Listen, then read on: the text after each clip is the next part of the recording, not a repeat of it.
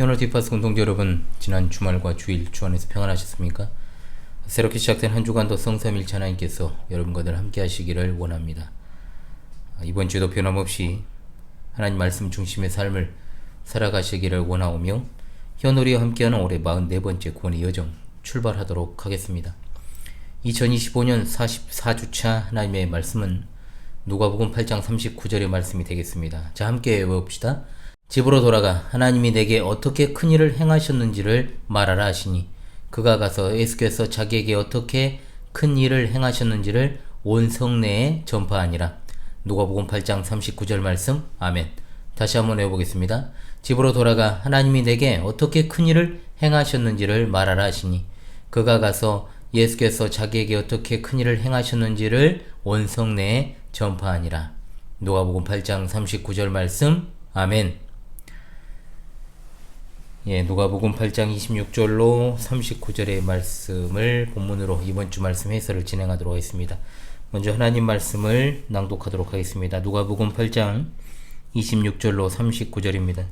그들이 갈릴리 맞은편 거라사인의 땅에 이르러 예수께서 육지에 내리심에 그 도시 사람으로서 귀신 들린 자 하나가 예수를 만나니 그 사람은 오래 옷을 입지 아니하며 집에 거하지도 아니하고 무덤 사이에 거하는 자라. 예수를 보고 부르짖으며 그 앞에 엎드려 큰 소리로 불러 이르되 지극히 높으신 하나님의 아들 예수여, 당신이 나와 무슨 상관이 있나이까? 당신께 구하노니 나를 괴롭게 하지 마옵소서 하니 이는 예수께서 이미 더러운 귀신을 명하사 그 사람에게서 나오라 하셨습니다. 귀신이 가끔 그 사람을 붙잡음으로 그를 쇠사슬과 고랑에 매어 지켰으되 그 맨 것을 끊고 귀신에게 몰려 광야로 나갔더라. 예수께서 내 이름이 무엇이냐 물으신즉 이르되 군대라 하니 이는 많은 귀신이 들렸습니다.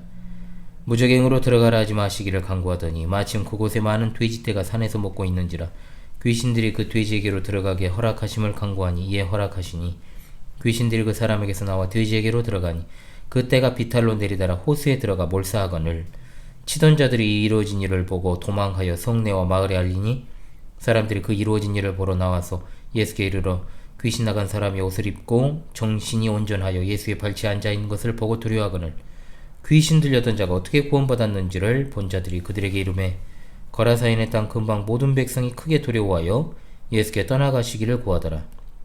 예수께서 배에 올라가실새 귀신 나간 사람이 함께 있기를 구하였으나 예수께서 그를 보내시며 이르시되 집으로 돌아가 하나님이 내게 어떻게 큰 일을 행하셨는지를 말하라 하시니 그가 가서 예수께서 자기에게 어떻게 큰 일을 행하셨는지를 온 성내에 전파하니라. 아멘. 오늘 본문은 누가복음 7장과 8장 여기에 걸쳐져서 이제 전개되는 예수님의 갈릴리 전기사에 관한 말씀드립니다. 제2차 갈릴리 사역에 연속된 부분으로 지난 시간에 갈릴리 바다의 광풍을 잠잠케 하신 예수님의 이적을 보도하는 말씀에 이어서 거라사라고 하는 이방 지역에서 귀신을 쫓아내신 이적에 관한 말씀입니다. 오늘 본문은 마태복음 8장 28절로 34절과 마가복음 5장 1절로 20절의 말씀과 병행을 이루는 말씀으로 세 복음서 각각 무엇을 강조하는가에 있어서의 약간의 차이점을 제외하고 거의 같은 내용으로 구성되어 있습니다. 크게 세 가지가 강조되는데요. 하나는 직전에 예수님께서 갈릴리 바다를 잠잠케 하신 그 사건이 예수님께서 자연계를 다스리시는 창조주 하나님이심을 드러내는 것이라면 여기서는 영적 세계를 다스리시는 절대 주권을 가진 하나님이시오 메시아신 예수님을 드러내는 것이고 또한 예수님께서 성육신하신 목적인 마귀의 일을 멸하러 오셨다는 걸 명명백백하게 드러내는 말씀이기도 합니다. 아울러 이방 선교의 목적을 가지시고 거라사 지역에 오셔서 귀신을 쫓아내는 이적을 수행하신 것이다 라고 우리가 알 수 있습니다. 우리에게 주신 누가복음의 1차 독자가 이방인이라는 사실을 염두에 두고 예수님의 축사 사역을 바라보면 더 큰 교훈을 우리가 얻게 될 줄로 압니다. 놀랍게도 예수님이 귀신을 쫓아주신 그 사람이 이방이었을 가능성이 높고 또 이 이방인이 예수님을 따르기 원했다는 것. 따른다라고 하는 말은 그냥 따라간다는 말이 아니고 예수님의 제자가 되기를 원했다는 뜻이죠. 따라서 예수님께서 행하신 이 이적은 영적인 해방을 가져오는 예수님의 사역이 유대인만이 아닌 이방인을 위한 것임을 보여줍니다. 예수님께서 이방 지역에 친히 가셔서 축기를 하신 것은 단순하게 이방 지역에 있는 귀신을 쫓아내기 위한 게 아니라 이방 선교를 시도하신 것이다 라고 봐야 됩니다. 유감스럽게도 이방인들은 경제적 손실을 두려워하여 예수님을 받아들이지 않지만 예수님께서는 귀신을 쫓아내신 사람을 이 지역 선교사로 파송하시는 장면까지, 그것이 오늘 말씀이죠. 참으로 놀라운 일입니다. 이런 배경을 바탕으로 오늘 본문을 통해 총 5가지의 귀한 교훈을 우리에게 주시는 교훈으로 받아서 상고할 때 성령께서 주시는 은혜로 또한 듣고 깨닫고 지키는 은혜가 있으시기를 간절히 소망합니다. 첫째로, 그리스도를 믿지 않는 자는 벌거벗은 자와 같다라고 하는 사실입니다. 여기 나오는 갈릴리 맞은편 거라사인의 땅이라는 곳에 예수님이 가십니다. 이 지역은 갈릴리 호수에 접한 마을로 가다라 지방이라고 하는 곳에 여러 마을 중 하나였습니다. 이 마을 주민들은 비유대계 사람들입니다. 즉 이방인으로 구성되어 있죠. 당시에 이제 갈릴리 호수를 기점으로 해서 이방인의 땅과 유대인의 땅으로 나누고 있기 때문에 갈릴리 맞은편이라는 말 자체에 이방인의 땅이라는 지역적 특성을 함축하고 있습니다. 즉 예수님이 거라사인의 땅, 즉 이방인의 땅에 가신 건 분명한 목적을 가지고 있죠. 그런데 여기에는 그 지방 사람으로 귀신 들린 자 하나가 있었는데 예수님을 대면하게 됩니다. 그런데 이 사람은 옷을 오랫동안 입지 않았고 집에 거하지도 않고 무덤 사이에 거하는 자였습니다. 마가, 누가는 한 사람으로 기록하고 마태는 2사람으로 기록하는데 모순은 아닙니다. 그러니까 증세가 더 심했던 사람을 집중적으로 기록하고 있기 때문이겠죠. 이후에 살펴보겠습니다만 귀신은 어떻게 해서 들리는 것일까? 성경 원문에 의거해서 상고한다면 귀신 들린 자라는 말은 능동형입니다. 즉 그 자가 귀신을 능동적으로 소유하고 있다라고 하는 건데, 즉 사람이 귀신 들리는 것 또는 귀신에 속하는 게 사람의 의지에도 원인이 있다는 겁니다. 사람을 악에 빠뜨리려고 하는 더러운 귀신의 의지와 스스로를 악과 어두움에 방치하여 그 마음에 하나님 두기를 싫어하는 사람의 의지와 유기적으로 교류가 일어나서 귀신에 속하여 살아간다는 뜻입니다. 이 사람을 소개할 때 주목할 것은 뭐냐? 이제 옷을 입지 않았다는 말이 가장 먼저 나오는 것인데, 옷을 입지 않았다라고 하는 것은 이제 그가 수치를 모른다는 뜻입니다. 성경에서 얼굴이나 손발 이외의 신체가 드러나는 것을 수치로 여겼는데 벌거벗었다면 그 수치가 얼마나 심했겠습니까? 그래서 범죄한 직후에 아담과 하와는 자신의 벌거벗음을 알고 수치를 가리려고 무화과 나무로 하의를 만들어 입었고 또 동산 나무 사이에 숨었다라고 기록되어 있습니다. 하나님은 그들에게 일반 은혜를 베푸시고 가죽으로 옷을 만들어 주시기도 했지요. 사람들은 죽은 사람에게도 수의라는 것을 입혀 벌거벗은 몸을 드러내지 않도록 합니다. 인간에게 옷이라고 하는 것은 실용적 차원에서 그치는 것이 아니고 인격적인 의미가 들어있죠. 오늘 사람들이 신체를 노출하기 좋아하고 노출의 범위를 점점 극대화하는 것은 사실 수치로 여길 줄 모르는 세태, 즉 사탄의 문화가 창궐하고 있다는 걸 반증하는 것입니다. 심한 노출의 끝은 어디겠습니까? 오늘 본문에 나오는 이 귀신 들린 사람이 오랫동안 옷을 입지 않고 벌거벗은 몸으로 지냈다는 건 수치를 몰랐다는 점에서 참으로 비참한 삶을 살았음을 의미하는 것입니다.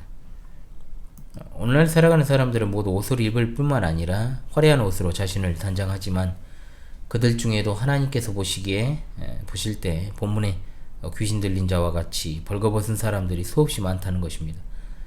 사람들은 기본적으로 외모를 중시하기 때문에, 따라서 예수 그리스도를 믿는 자들이 외모를 중요시하는 것은 아주 문제가 많고 그가 이제 세속화되었음을 보여주는 것이죠.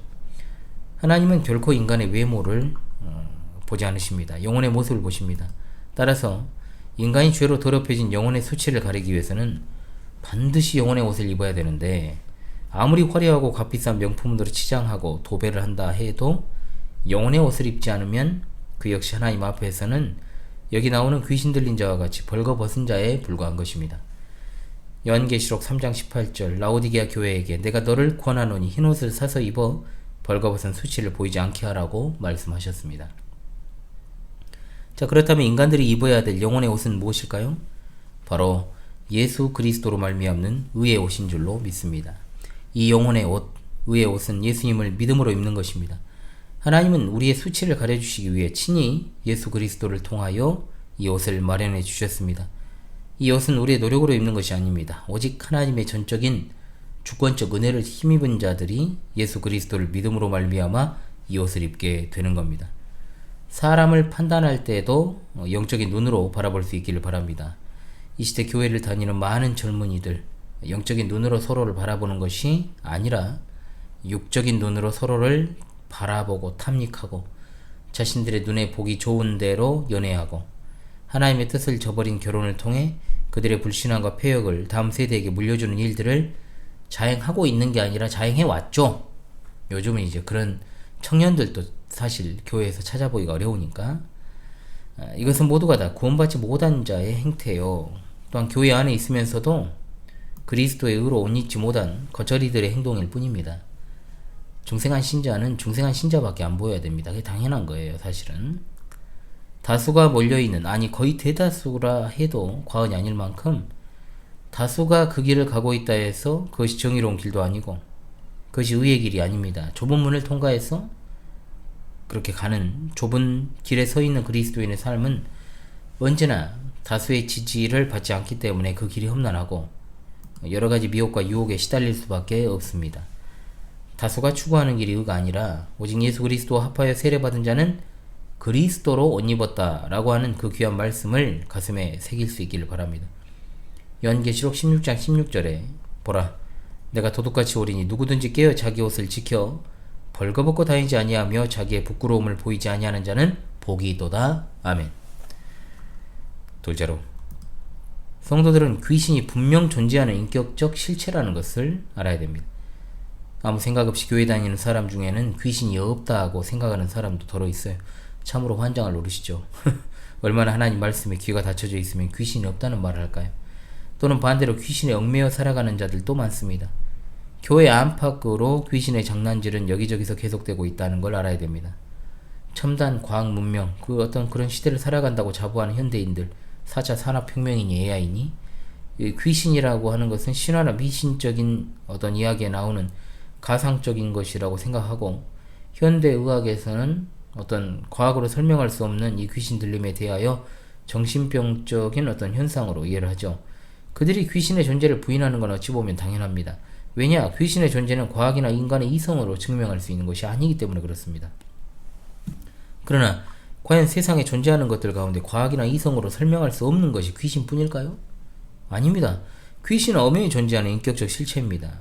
세상 어디에나 악마적인 일들이 넘쳐나고 귀신의 장난질이 계속되고 있음에도 과거에는 이제 주로 형태적으로 많이 나타났고, 현대에 오면서 이제 사람 안에서 이제 장난질을 치며 충동질을 하는 것으로 보통 이제, 그래서 우리가 그런 말 하잖아요. 귀신이 무서운 것이 아니라 사람이 무섭다. 왜? 귀신이 이제 사람을 통해서 조종을 하니까 그렇습니다. 자, 그러므로 하나님의 존재를 부정하는 자들이 귀신의 존재를 부정하는 것도 웃기거니와, 하나님이 어디 있냐고 조롱하는 세상 사람들이 뒤로는 점집에 가서 점치고 사주 보고 궁합 보고 이런 짓거리를 한다는 거예요. 자, 그 모든 것들이 결국은 다 귀신의 농간인데, 살아계신 인격의 하나님을 거부하는 자들이 한편으로는 온갖 잡다한 미신에 빠져 있고 귀신에게 제사하고 점치는 등의 어떤 귀신의 일을 도모하는 것을 볼 때 얼마나 하나님의 말씀만이 진리인가를 깨닫게 됩니다. 로마서 1장 23절 말씀, 썩어지지 아니하는 하나님의 영광을 썩어질 사람과 새와 짐승과 기어다니는 동물 모양의 우상으로 바꾸었느니라.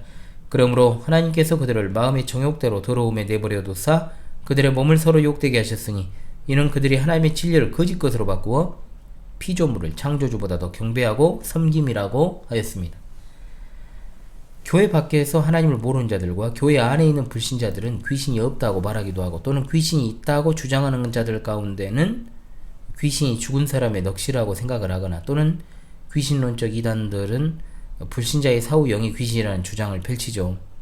죽은 사람은 그 즉시 천국 또는 지옥에 간다는 것이 성경의 가르침입니다.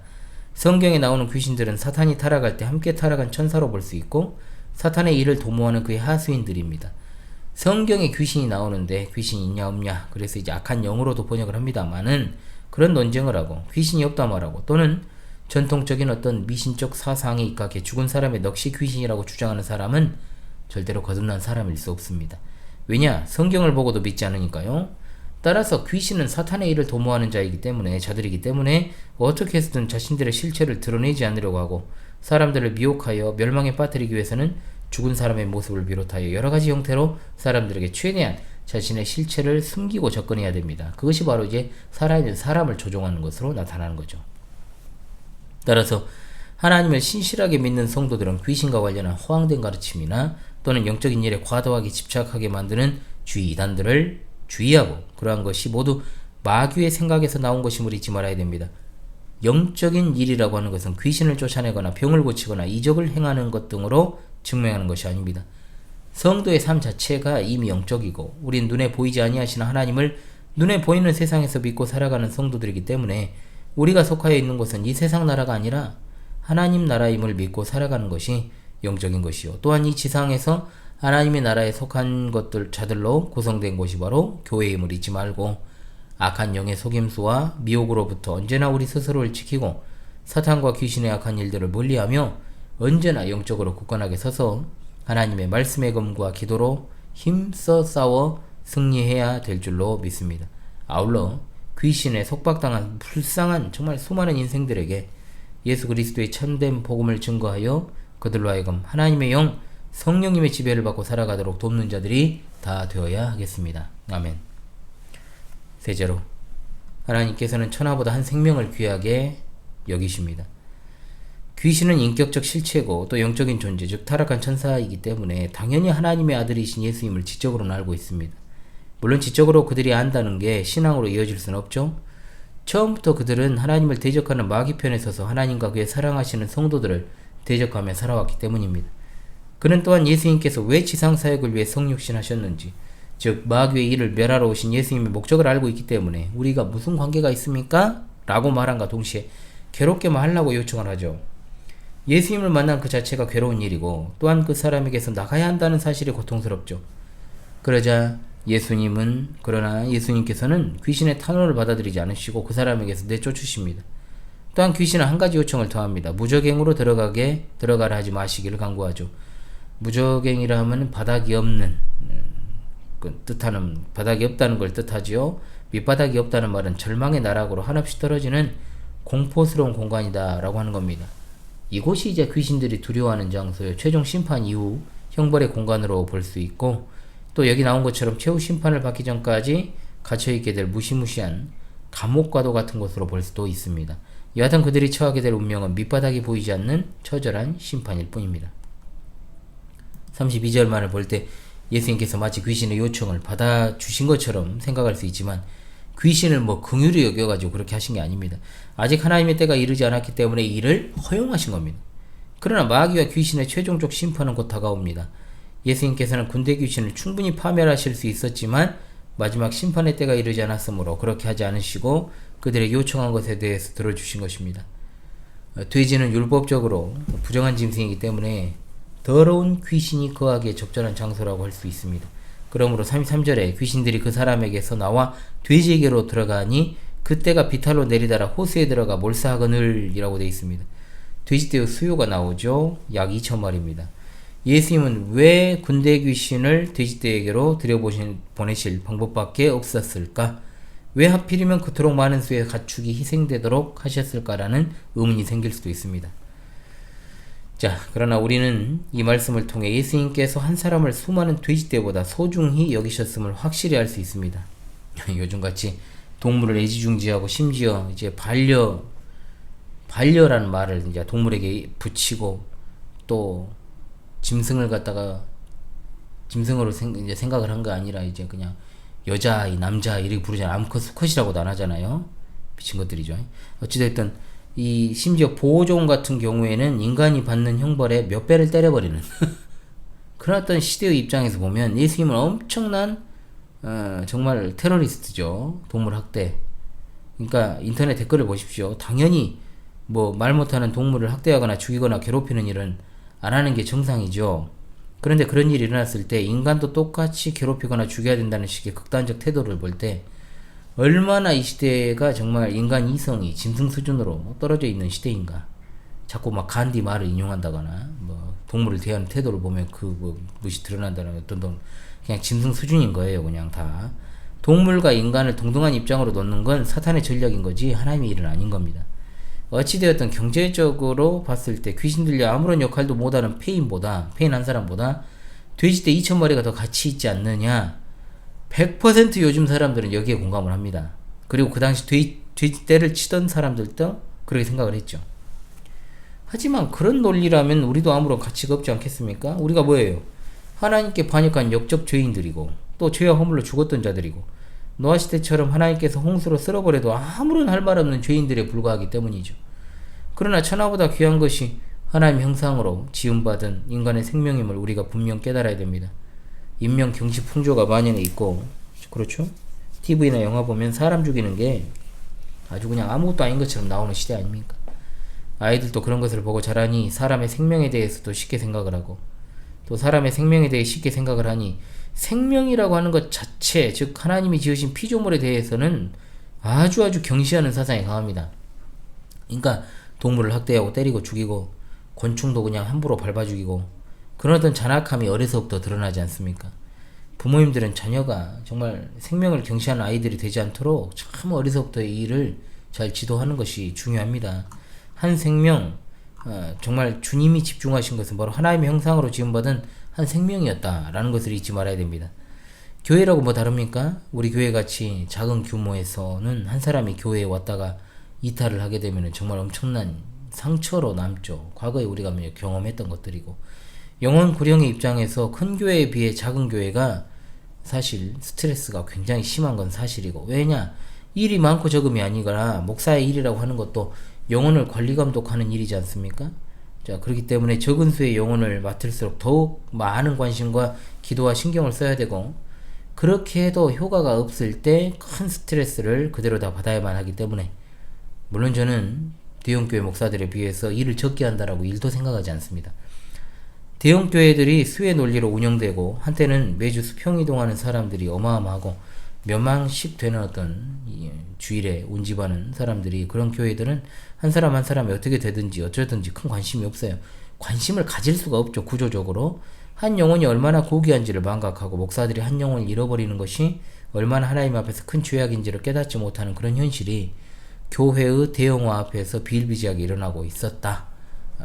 일어났다는 거죠. 과거형이에요.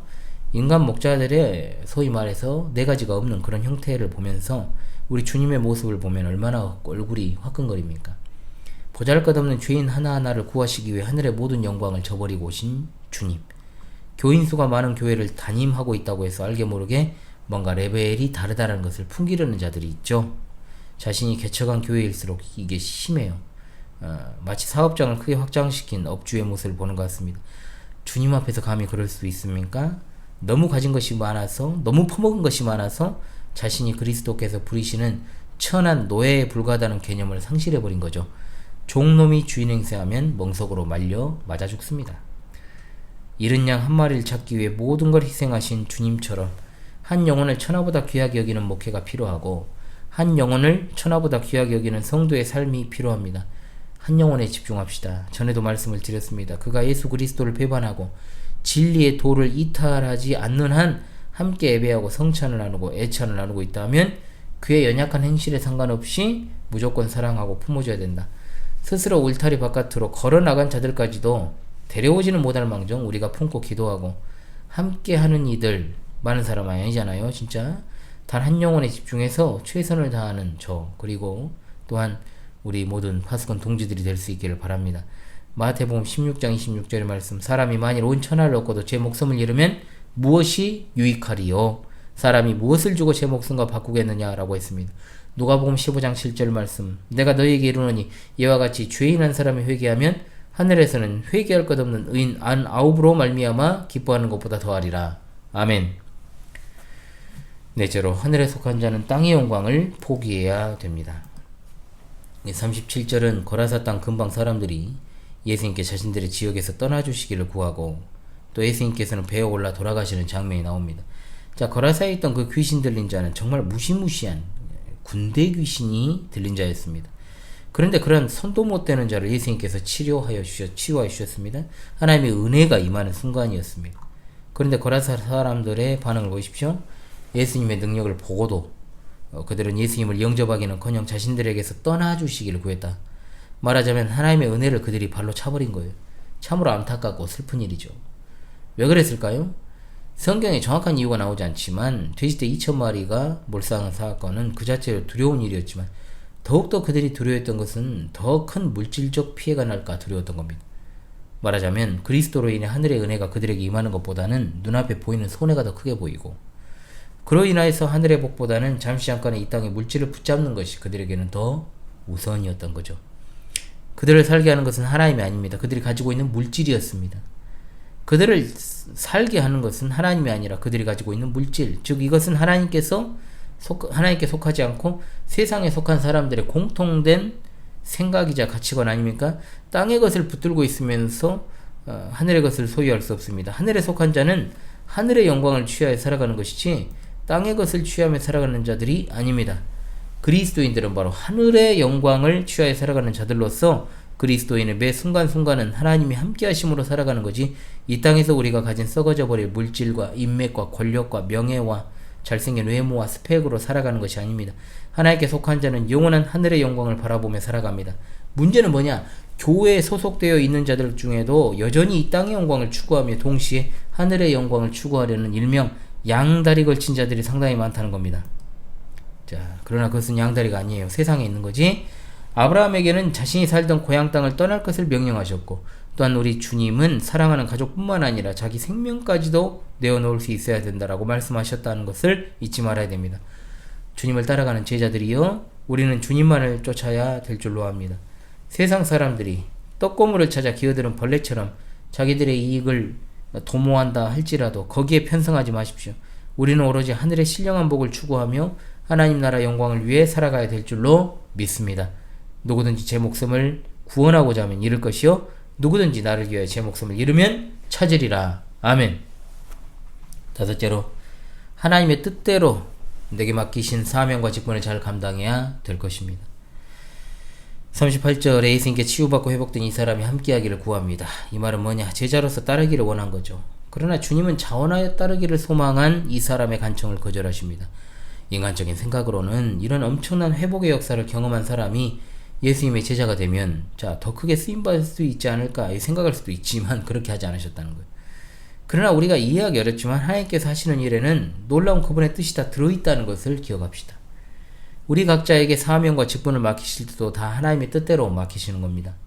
은혜로 회복받은 이방인인 집으로 돌아갑니다. 그래서 그 지역에서 하나님의 큰 일을 전파하는 역할을 맡겨주신 거죠. 그러니까 그 지방 선교사로 파송을 하신 거예요. 이처럼 각자에게 맡겨진 사명이 있습니다. 과거에도 그렇고 요즘도 그런 경향이 있죠. 남자 성도들 가운데 은혜를 좀 받았다고 갑자기 신학하려는 사람들이 있었어요. 과거에 전에도 말씀드렸지만 신학은 누구나 할 수 있습니다. 그러나 지적인 욕구가 충족되기를 원해서 신학을 연구하고자 한다, 그것까지도 이해를 합니다.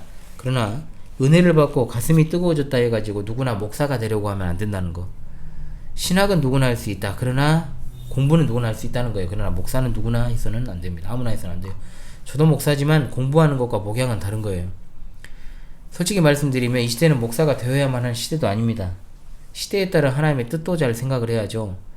이 시대에 목사가 부족해가지고 하나님의 일이 안 되는 것도 아니죠. 오히려 참된 목사가 없어서 문제인 거죠. 또는 목사가 부족해가지고 지금 기독교가 위기인가? 물론 참된 목사가 부족해서도 위기인 것도 사실입니다.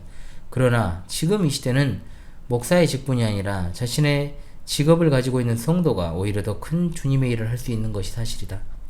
목사라고 하는 자들이 사탄운동에 가담을 하고, 또한 헛소리나 하고, 목양보다 대외활동에 치중하고 세속적인 프로그램들을 도입하여 교회를 망치면 그런 사람은 애초에 목사가 안 되는 게 많은 영혼을 실족하지 않게 하는 일이 되지 않겠습니까?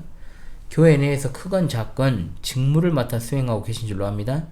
아무리 그것이 사소한 것이라고 해도요, 두려움과 떨림으로 감당하십시오. 내가 가장 잘 할 수 있는 것은 하나님이 알고 계신다는 겁니다. 적재적소에 나에게 주실 사명이 있고 직분이 있으니 언제나 주어진 현실에서 최선을 다하며 하나님의 뜻을 순종하는 여러분이 되시기를 바랍니다. 아멘. 자, 오늘 말씀을 통해서 주님의 은혜를 입은 자로 거듭난 이 거라사에 살던 사람과 같이 변화된 삶으로 이 세상에 하나님의 선교사로 복음의 증인으로 그 사명을 강단에서 누구는, 그리고 어떤 이들은 가정과 일상의 모든 영역에서, 저도 마찬가지죠, 잘 감당하는 하나님의 은혜를 받은 하나님의 사람들로서 살아가시기를 주님의 이름으로 간절히 소망합니다. 다시금 이번 주 하나님 말씀을 외우며 힘차게 한 주를 출발하도록 하겠습니다. 집으로 돌아가 하나님이 내게 어떻게 큰 일을 행하셨는지를 말하라 하시니 그가 가서 예수께서 자기에게 어떻게 큰 일을 행하셨는지를 온 성내에 전파하니라. 누가복음 8장 39절 말씀. 할렐루야. 아멘.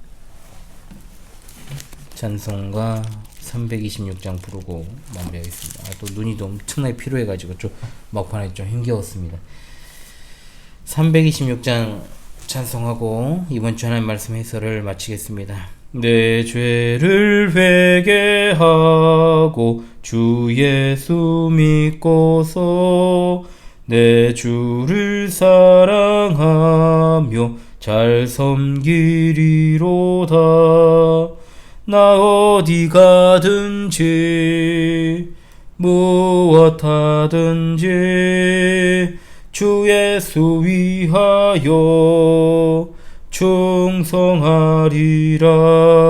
내 주의 뜻을 따라 나 살기 원하며 이 세상 있을 동안 주 섬기리로다. 나 어디 가든지 무엇 하든지 주 예수 위하여 충성하리라.